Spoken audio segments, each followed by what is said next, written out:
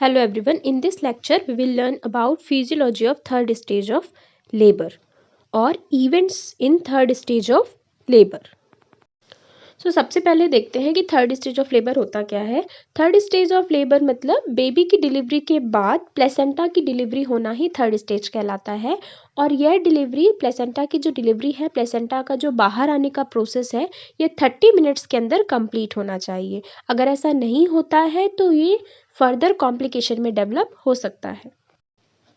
Placenta की delivery के लिए जो मेथड है उसमें कुछ इवेंट्स आते हैं। जैसे सबसे पहले हम देखते हैं सेपरेशन। प्लेसेंटा जो है यूट्रस के वॉल से सेपरेट होता है।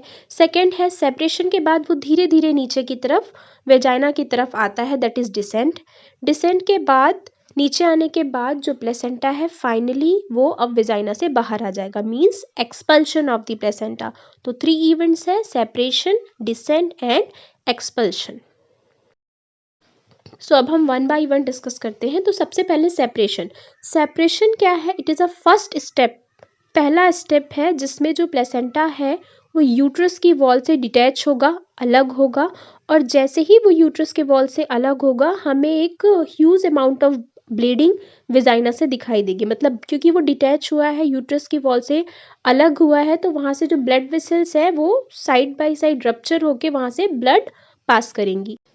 सेपरेशन के बाद हमें अम्बिलिकल कॉर्ड की लेंथ भी बड़ी हुई दिखाई देगी। तो सेपरेशन जो है उसके 2 मेथड्स हैं। Method of separation, first method है Matthews Duncan separation. Matthews Duncan separation में जो प्लेसेंटा है वो side by side first separate होती है। मतलब जो डिटैचमेंट का प्रोसेस है वो साइड से स्टार्ट होता है। अभी आप इस इमेज में देख सकते हो कि जो ब्लीडिंग है वो साइड बाय साइड हो रही है। मतलब जो डिटैचमेंट है वो प्लेसेंटा के कॉर्नर से स्टार्ट हुआ है। तो कॉर्नर से स्टार्ट होने के बाद वो धीरे धीरे पूरा फाइनली बाहर आएगा। और जो सेकेंड मेथड है that is Schultze method. स्कल्च method में आप इमेज में देखिए कि जो सेपरेशन है वो सेंटर से स्टार्ट हो रहा है। मतलब जो प्लेसेंटा के एज है, साइड बाय साइड एज है, वो अभी भी स्टिक है यूट्राइन वॉल से, लेकिन जो मिड पोर्शन है वो अलग हो चुका है। तो that is Schultze method of separation of placenta. So total 2 method of separation, Matthew Duncan method और Sculch method of separation. Next जो प्रोसेस होती है, इवेंट्स होता है प्लेसेंटा डिलीवरी का, वो होता है डिसेंट। सेपरेशन के बाद जो प्लेसेंटा है वो डिसेंट होगा। डिसेंट का मतलब धीरे धीरे नीचे की तरफ आना। तो अभी प्लेसेंटा डिटैच होने के बाद धीरे धीरे वो वेजाइना की तरफ नीचे की ओर आने लगेगा। और जैसे ही वो नीचे आने लगेगा अम्बिलिकल कॉर्ड की लेंथ भी बढ़ती हुई दिखाई देगी। और इसके साथ साथ यूट्रस से आपको एक गूज ऑफ ब्लड दिखाई देगा, बहुत हैवी अमाउंट ऑफ ब्लीडिंग भी होगी। सेपरेशन, डिसेंट, और डिसेंट के बाद जो लास्ट इवेंट होता है that is expulsion of placenta.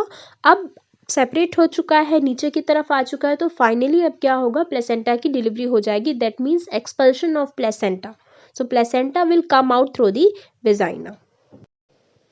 अगर ये जो प्लेसेंटा की डिलीवरी है वो 30 मिनट्स के अंदर कंप्लीट नहीं होती, मतलब बेबी के न्यू बॉर्न की डिलीवरी के विद इन 30 मिनट्स अगर प्लेसेंटा की डिलीवरी नहीं होती है, तो this condition is called retained product of conception और रिटेन प्लेसेंटा। प्लेसेंटा अभी भी अंदर है, 30 मिनट्स हो चुके हैं, तो इसके लिए हमें फर्दर मैनेजमेंट करना होता है, जिसमें हम एक्टिव मैनेजमेंट करते हैं पेशेंट का। और इस मैनेजमेंट के कुछ प्रोसेस हैं, कुछ स्टेप्स हैं, कुछ मेथड्स हैं। तो जिसमें सबसे पहला जो मेथड है दैट इज़ फंडल प्रेशर। फंडल में प्रेशर देके हम प्लेसेंटा की डिलीवरी करवाते हैं। उसके अलावा जो सेकंड है that is control cord traction. Control cord traction में हमने कंट्रोल भी किया हुआ है कॉर्ड को और दूसरे हाथ से प्रेशर भी दे रहे हैं। और जो हमारा थर्ड स्टेप होता है प्लेसेंटा की डिलीवरी का एक्टिव मैनेजमेंट में, that is manual removal of placenta. इसमें हम पूरे अपने हाथ की हेल्प से, हैंड की हेल्प से प्लेसेंटा को बाहर निकालते हैं। We will see one by one. First step is fundal pressure. In fundal pressure, this technique used only after separation.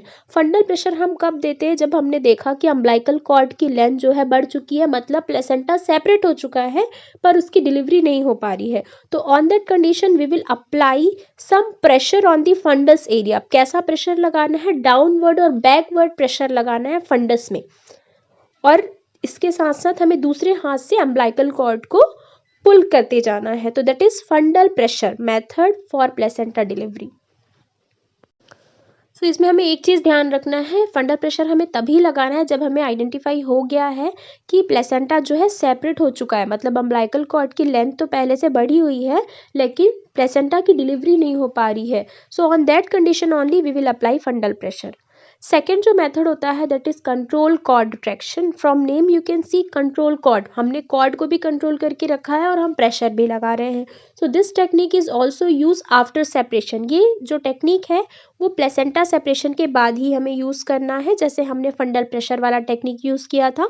अब इस टेक्निक में अप्लाई प्रेशर और सिम्फाइसिस प्यूबिस। फंडल प्रेशर में हमने जो प्रेशर है वो फंडस एरिया में लगाया था और कंट्रोल कॉन्ट्रैक्शन में हमें सिम्फाइसिस प्यूबिस में अपवर्ड एंड बैकवर्ड मैनर में प्रेशर लगाना है और उसके साथ साथ हमें अपने दूसरे हाथ से अम्बिलिकल कॉर्ड को पुल करना है। So that is control contraction of placental management. बस हमें एक चीज़ का ध्यान रखना है कि फंडल प्रेशर में फंडस एरिया में प्रेशर लगाना है और कंट्रोल कॉन्ट्रैक्शन में हमें सिम्फाइसिस प्यूबिस में प्रेशर लगाना है और सिम्फाइसिस प्यूबिस में जो प्रेशर है वो अपवर्ड एंड बैकवर्ड में अप्लाई करेंगे और उसके साथ साथ अम्बिलिकल कॉर्ड को बाहर की तरफ पुल करेंगे। Next method is manual removal of placenta. Manual removal of placenta में हम अपने हाथों के हेल्प से प्लेसेंटा की डिलीवरी करवाते हैं। ये जो मेथड है मैनुअल रिमूवल, इसमें हम अपने हाथों को वेजाइना से इंसर्ट करके और प्लेसेंटा का डिलीवरी करते हैं। तो सबसे पहले हमें इसमें क्या करना है कि पेशेंट को जनरल एनेस्थीसिया देना है because this procedure is painful. अब जनरल एनेस्थीसिया में हम थायोपेंटिन सोडियम इंजेक्शन यूज़ कर सकते हैं। इसके बाद हमें अपने हाथों में ग्लव्स पहनना है और ग्लव्स पहनने के बाद we will insert our hand in cone shape manner. Cone shape बनाते हुए अपने हाथों को धीरे धीरे वेजाइना से इंसर्ट करना है और इंजर्शन के बाद हमें प्लेसेंटा के मार्जिन तक पहुंचना है। मार्जिन में पहुंचने के बाद हमें अपने फिंगर्स को स्लाइसिंग मूवमेंट में रोटेट करना है जिससे धीरे धीरे जो प्लेसेंटा है वो यूट्रस से डिटैच हो जाएगा और डिटैचमेंट के बाद हमें अपने दूसरे हैंड से जिस हाथ को हमने फंडस में रखा था उस हाथ से कॉर्ड को होल्ड करके धीरे धीरे पुल करना है।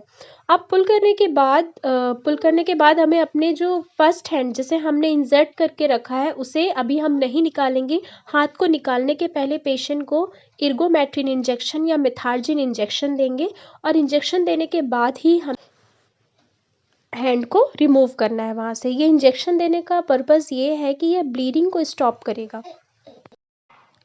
So this is all about the physiological events in third stage of labor and management of third stage of labor.